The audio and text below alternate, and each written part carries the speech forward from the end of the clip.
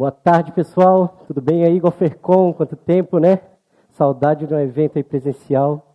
Boa tarde a todo mundo. Espero que tenham tido um bom almoço aí, que não também encheram muito o bucho para não dormir muito agora na apresentação, né? Espero que estejam todos bem. Nosso assunto hoje vai ser falar sobre a evolução, como que a gente fez lá na Nelway para evoluir essa camada de autenticação de API, quais foram os projetos, por onde a gente passou, como que foi essas etapas aí, tá? Deixa eu ver, meu passador está um pouco ruim. Eu vou fazer com a mão aqui mesmo. Outra travado. Aí, tá. Meu nome é Rafael Mateus, só para apresentar aí, quem não me conhece, eu trabalho na Nelway, trabalho no time de API Platform lá, a gente tem um time voltado para isso, para coisas de API, né? Então é um time responsável por essa área. E aqui, sem muitas coisas, já gostaria de deixar um pouco da agenda do que a gente vai falar aqui, né, nessa talk. Vou dar um contexto do que a Nelway trabalha, de como a gente organiza lá os nossos projetos, da nossa trajetória, aqui já é um bom resumo, tá? De como a gente passou da nossa camada de autenticação que a gente desenvolveu, do protocolo Auth 2, de libs que a gente usou, vamos ver. Não está não. Fechou? Valeu. E é isso aí. Limitações e aprendizados. Vão ser isso que a gente vai falar hoje, tá? Então, contextualizando a Nelway aí. Quem conhece a Nelway, por favor? Levanta a mão aí. Ixi, a rapaziada tá fraca. Tem um bocado aí que tá com preguiça de levantar a mão. Deve ser a quantidade de comida que comeu, né? Mas é isso aí. A Nelway é uma empresa de Big Data, inteligência artificial. A gente tem uma sede aqui em Floripa. Tem outros lugares geográficos também do Brasil, ali espalhado. Então, a gente tem essa ideia de ter negócios de tecnologia, Big Data, alinhado a negócios. Então, tem diversas verticais lá dentro da Nelway, Sales e Marketing, Risk Compliance. Eu vou deixar para amanhã, que a gente vai ter uma outra talk de outro colaborador aí da Nelway, o Matheus Vil, e a gente vai ter a oportunidade de escutar do nosso próprio, do Rafael Lessa, nosso VP, um pouco mais sobre isso. Mas eu gostaria de contextualizar um pouco vocês antes de entrar nessa talk. E a gente tem um modelo web que a gente chegou muito perto de expandir isso, muito perto não, a gente fez essa expansão, né? De também jogar isso para a parte de API, né? Pô, a gente tem essa resposta, o cliente consome via uma plataforma web, mas por que ele não pode consumir via API também, né? Ele gostaria de ter lá um sistema dele interno que fizesse uma requisição para o nosso e fizesse essas chamadas APIs. Então, por onde que começou? Por onde que tudo começou, né? É importante, eu botei a data ali no cantinho, foi legal disso. De importante a gente saber que a Nelway já trabalha desde 2016, a gente já vem entendendo que essa oportunidade de API para o mercado é muito importante, né? De que fazer essa integração via API é muito legal, muito importante. E como o Go nos ajudou a fazer isso. Essa primeira parte de desenvolvimento já foi feita em Go, só que foi feita em house. A gente desenvolveu tudo do nosso jeito, a gente montou lá, o cara, como é que ele tem que fazer para pegar um token? Vamos aqui, vamos fazer dessa maneira, tá certo, pegou o token, depois para consumir, como é que ele faz? A gente fez basicamente da nossa maneira. A gente tinha basicamente um endpoint lá, o Auth Token, e um projeto em Go. Como que o cara mandava uma requisição lá? Um pouco do histórico, né? De como ele obtém um token de autenticação. Ele passava no application, no body da requisição, o application secret, dizendo quais são as credenciais dele, e aí a gente tinha um retorno do token. Fechou. Ele pode consumir, então, um recurso protegido. Dessa maneira, a gente já tinha a autenticação, o nosso fingerprint, ok, né? Mas a gente depois precisava manter com que ele fosse consumir um recurso protegido de uma maneira segura também. Então, ele passava esse token aqui via bearer, um conceito bem legal aqui, né? Um padrão que a gente já conhece, um padrão bem legal, que a gente vai conversar depois também. Ele passava ali um bearer e o token que ele acabou de obter na requisição anterior. E com isso ele consumia uma API lá, deixei um exemplo aqui de dados, uma API de dados que a Nelway tem e ele conseguia consumir essa parte. Então, até aí a gente tem uma autorização também, ok, de um endpoint protegido e tudo mais, né? Só que nem tudo são flores, né? Na vida do programador temos isso aí. Quais foram as primeiras limitações que a gente teve? Informações sobre o token. Quando ele pegava o token, a gente faltava informações ali. Opa, quais são os escopos de acesso que esse token tem? Por quanto tempo ele vale? Né? Quanto que ele vai expirar? Quanto que eu tenho que pegar um novo token para fazer uma nova requisição? Então foram limitações que foram entendidas nesse meio do caminho e foram projetadas para uma nova evolução. E também, o primordial era que ele não era compatível com bibliotecas de mercado. Tu não conseguia colocar uma biblioteca de autenticação e tu conseguisse usar direto as APIs da Neoway de maneira fácil. Eu tinha que fazer aquela parte na mão, porque foi o modelo que foi adotado naquele tempo, né? Aí foi onde a gente tem que usar então um padrão de autenticação de mercado. Quem usa o Auth2 aí para fazer autenticação de API? Então tem uma oportunidade para expandir bastante, porque eu só vi umas 6 cabeças aqui se levantando a mão. Tem uma oportunidade para aprender bem sobre esse protocolo, entender como a gente pode deixar nossas aplicações seguras, como a gente pode tratar essas formas de autenticação usando esse padrão de mercado. Então tá. Esse padrão, o Auth2, ele já tem uma RFC que diz exatamente como que ela trabalha, como que esse padrão é definido. Então, já existe essa RFC do Auth2. O Auth2 ele tem diversos grant types, que a gente chama, diversos fluxos de autenticação. A gente tem esse client credentials, authorization code, o cara conseguir pegar um código de autorização utilizando uma plataforma web, né, fazendo essa emissão de token, permissão, device code. Esses são um dos principais. Tem alguns até que são legados, eles consideram legados, que eu não abordei aqui. Implicit token, o cara já deixar o token fixo na requisição e sempre usar aquilo lá. Está desencorajado, né, alguns dos padrões, então eu coloquei aqui os principais. Só que nessa talk aqui, a gente vai abordar, para ser mais resumido e conseguir entender como que essas requisições de API trabalham, a gente vai utilizar, vai falar sobre o Client Credentials, esse flow, né, esse grant type de autenticação de API. Spoiler. Desculpa aqui falar aqui na frente de todo mundo, assim, 800 cabeças da sede.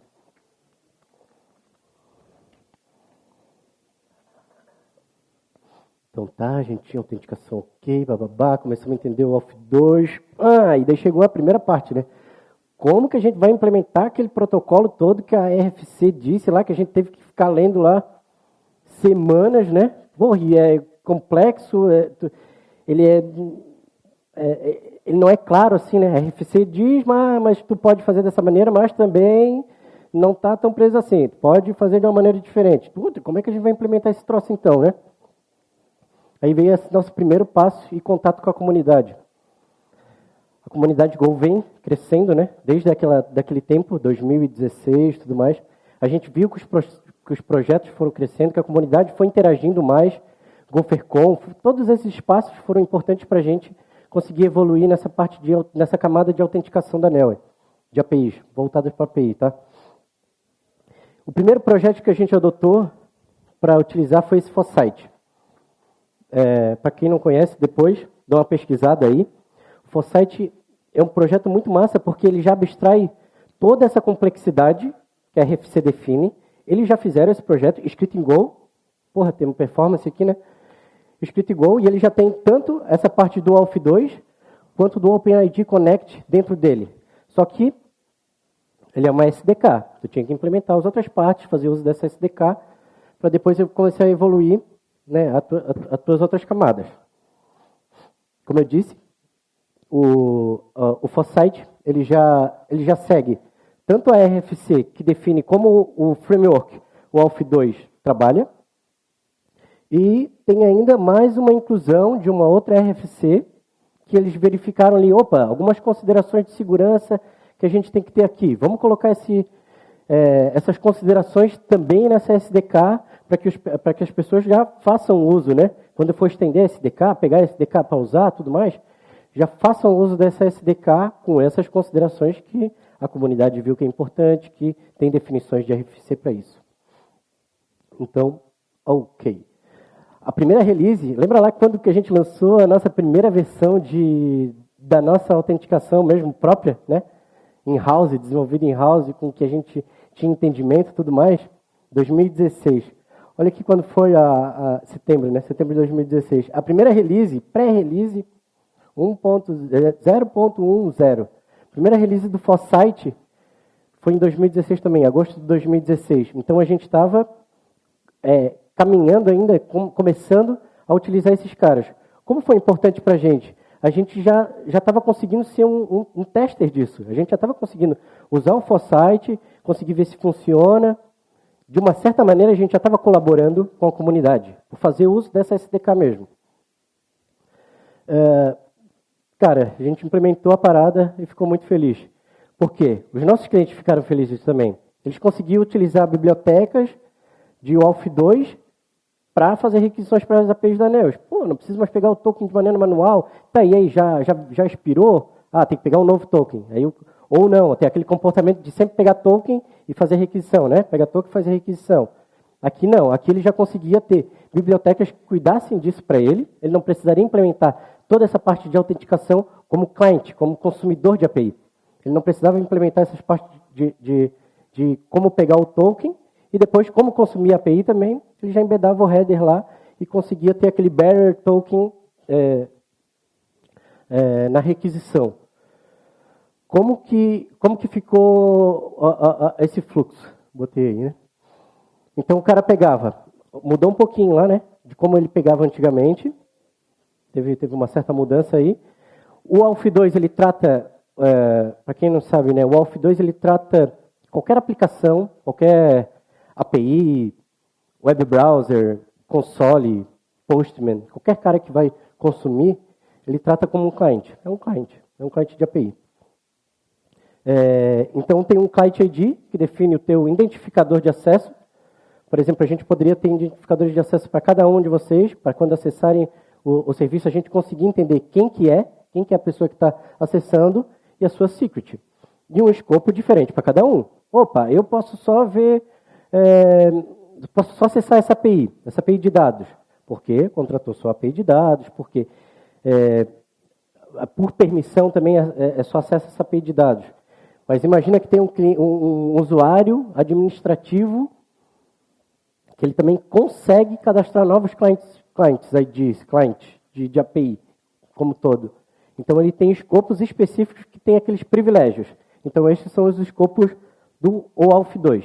Então, para ele obter um token, o OAuth2, ele formatava esse body. A única coisa que mudou aqui, não sei se vocês lembram no slide anterior, né? A gente teve que manter, tinha clientes utilizando ainda a outra forma de autenticação.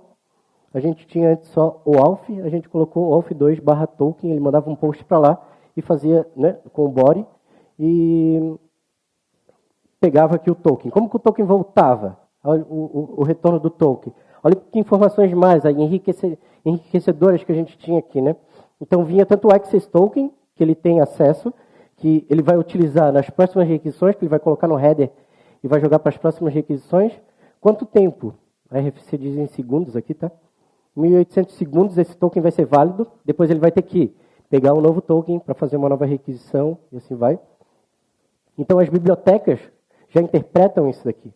Ele já consegue saber, opa, daqui a 1.800 segundos eu vou ter que pegar um token novo antes de fazer uma requisição. E aqui os scopes. Isso aqui é uma lista separada por espaço, desculpa. É uma lista, né, de string separada por espaço. Então, aqui eu botei de exemplo um único, clients.read. Se um cara tivesse esse escopo, ele poderia o quê? Fazer uma requisição para um endpoint clients e pegar os clientes, não é? de API e tudo mais, né? E aqui o tipo de token. Como a gente só estava trabalhando com o bearer token, a gente só tinha essa implementação. Isso vem lá daquelas partes dos fluxos lá que a gente estava falando no começo. Qual é a forma de autenticação que a gente estava usando? Estava usando Client Credentials, né? Então, era isso aí. Daria para a gente falar sobre os outros, mas eu acho que essa talk ficaria um pouco comprida para isso. De novo, nossa parte de autenticação, a gente tinha ok. Como que a gente consumia um recurso protegido? Dessa mesma maneira. Dessa forma aqui, foi ótimo, porque a gente ainda não quebrou o contrato. Daquela primeira vez que a gente tinha feito aquele modo de autenticação de API, foi a mesma coisa. Algumas coisas a gente já tinha estudado, já tinha visto como que era. Então, essa parte de passar o header com authorization bearer e o token de autenticação, a gente manteve, ficou da mesma forma, já era como a gente tinha implementado antes. A RFC diz mesmo para fazer dessa maneira. Então, nossa autorização estava ok, mas nem tudo são flores, né? Vida de programador é assim, né? Eu acho que sempre tem um desafio depois, né? Então, tem limitações, ainda foram observadas limitações. E quais foram essas limitações que a gente teve naquela época? Como a gente estava utilizando simplesmente uma SDK, toda a camada de handler, tudo que batia ali antes da nossa camada de HTTP, a gente tinha que implementar. A gente tinha que dizer como que vai ser o endpoint, qual que vai ser o verbo, qual que vai ser, né, para onde que esse cara vai mandar, o que ele vai executar, implementar as chamadas da SDK. Tudo isso era a gente que tinha que fazer. Parte de logs, structs, né, toda essa parte teria que ser feita. Migração de banco de dados também, vamos adicionar mais uma coluna, vamos adicionar mais uma parte nessa, né, esse projeto, e tinha que também cuidar disso, tinha que fazer toda essa parte. E a gente só estava ainda utilizando o Client Credentials, aquele flow que a gente conversou lá antes. Então tá, vamos ver para onde que foram os próximos passos. Como que a gente foi falar assim, tá, vamos evoluir isso, cara, vamos melhorar. Porque se a gente tiver que implementar, para cada flow aí, a gente tiver que implementar todos esses handlers, todas essas partes de log, métricas, como é que a gente vai fazer esse troço? E fica um pouco maçante, ainda mais para um padrão que já existe e já está formulado. Aí que a gente veio, chegou em outro projeto.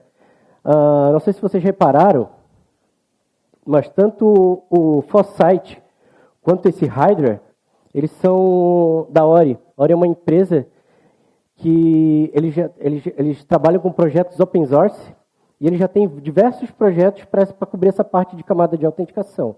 Eles têm também a parte de contratar como serviço, de tu utilizar lá numa cloud e não precisar fazer nada e já começar a rodar teu código sem mesmo subir a infraestrutura do teu lado, sabe? Mas nessa primeira etapa a gente observou, opa, esse cara aqui parece ser bem interessante, porque a gente consegue já ter todas essas partes de OAuth 2 e OpenID Connect, porque depois a gente teve também vontade, assim, né? Como que eu posso me expressar melhor? Teve necessidade de fazer outro tipo de integração, integrar com LDAP, integrar com, né? Pô, e como que a gente vai ter que implementar isso tudo na mão? Como é que vai ser isso, né? Aí veio esse Hydra aí, foi onde esse Hydra entrou para a jogada. Ele já é um deployment pronto, escrito em Go, que ele já tem toda aquela implementação e por baixo dos panos, obviamente, ele usa o Foresight, que é a lib da própria Ori, que é a SDK da própria Ori, para fazer a autenticação. Só que ele já está escrito com todas as camadas. A camada de render, tu já tem os endpoints administrativos. Vou cadastrar um novo cliente. Como é que eu mando post para onde? Vou ter que fazer uma URL de novo? Não. Já tem endpoints administrativos que tu consegue mandar um post para lá, o cliente cadastra, já está no teu banco de dados, acabou. Tu não tem que fazer muita coisa. É realmente para a agilidade para te colocar esse cara para rodar. Aí tem até uma documentação, a Ori, né? Tem essas documentações de todos esses serviços. Então, se vocês quiserem aprender mais sobre esse Foresight, sobre o Hydra, sobre outras soluções que eles têm também voltadas à autenticação e autorização, olhem lá na documentação lá do próprio site da Ori que vai conseguir ver essas partes.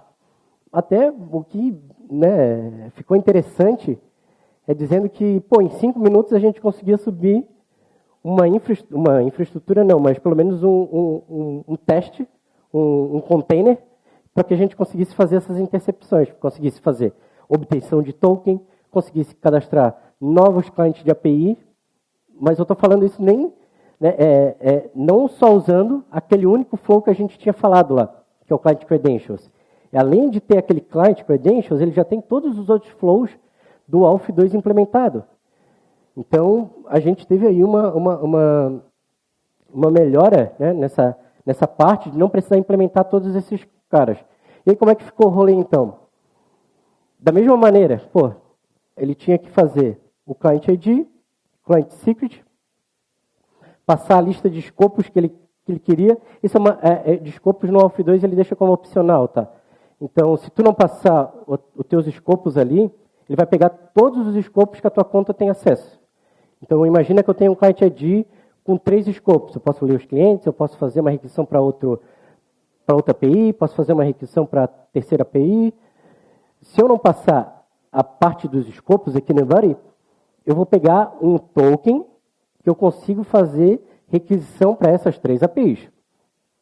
Agora, por questão de segurança, eu posso restringir mais o meu acesso do token. Eu posso dizer, esse token aqui só vai fazer essa operação.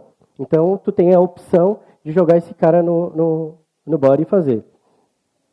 O retorno, bem conhecido, acho que está claro de que ficou parecido com o do Foresight, né? Então, a gente teve também essa parte de autenticação ok. Consumir API, mesma coisa. Então, autorização ok. O que ficou de aprendizado nisso, né? A gente não teve quebra de contrato. Da mesma maneira que a gente seguiu a RFC, fazendo uso da SDK do Foresight, e depois a gente migrou para o Hydra, os nossos clientes não tiveram que mudar nada.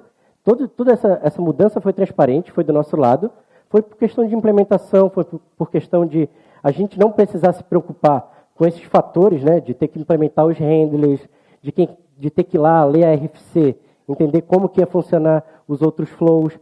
Então, a gente conseguiu fazer essa mudança transparente para o cliente, sem ele sofrer com essa migração, sem ele saber que tinha essa migração.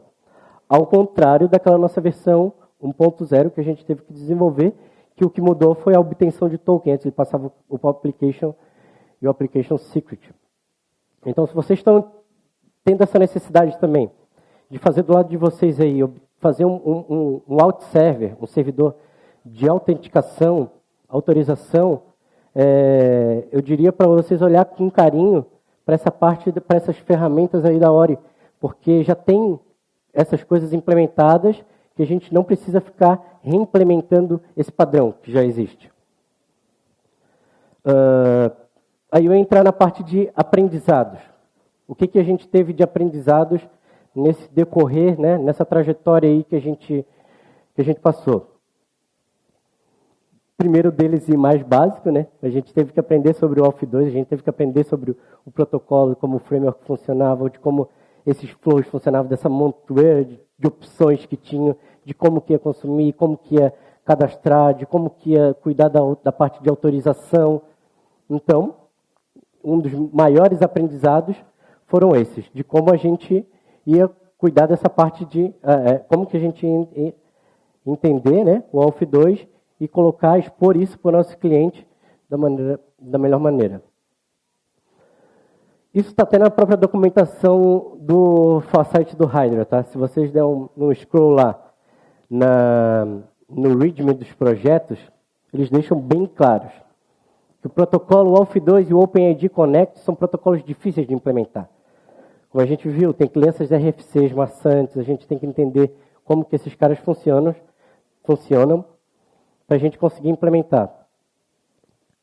A gente viu, na primeira etapa, parece ser fácil, né? Não, parece ser tranquilo, a gente consegue fazer, tá de boa, o cara só precisa pegar um token, depois consumir um recurso aí que está protegido. Isso aí é fácil de fazer, né? A gente vai subir um projetinho aqui, vamos começar a codar, e daqui a pouco já vai estar pronto, deploy para produção e já era.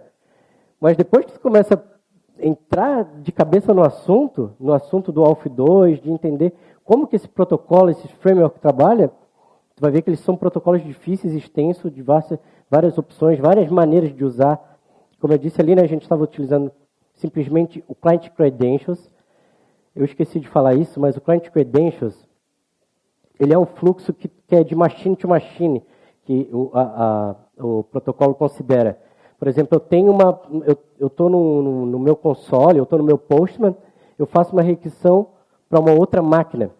Não tem também no Auth2, mas daí são outros fluxos ali, outros grant types, mas não é aquele fluxo de tu entrar numa aplicação web e, sei lá, dou permissão para o serviço tal acessar minhas credenciais, permito que ele acesse esse recurso e tudo mais.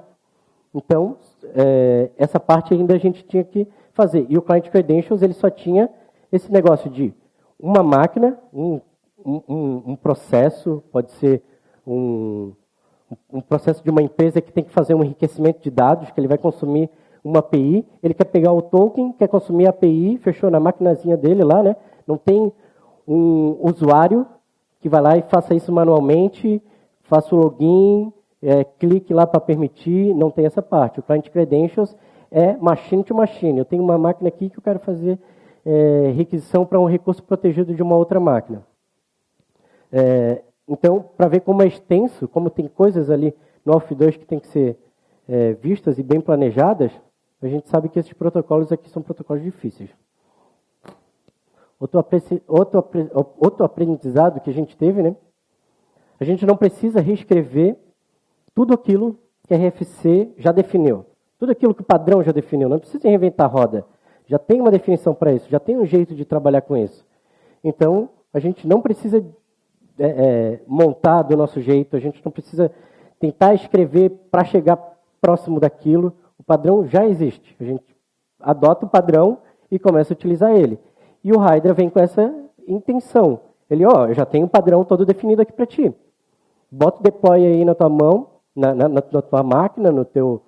Lá a gente usa K8s para fazer os deploy das aplicações. Então a gente subiu o pod lá no K8s e fechou. Estava a aplicação rodando, a gente só restringiu aqui, esses endpoints são privados, precisam de acesso, precisam de escopos para fazer requisição para esses endpoints, e os endpoints públicos, como de pegar token, de pegar code, né, nos outros fluxos ali, a gente tinha pronto ali na mão.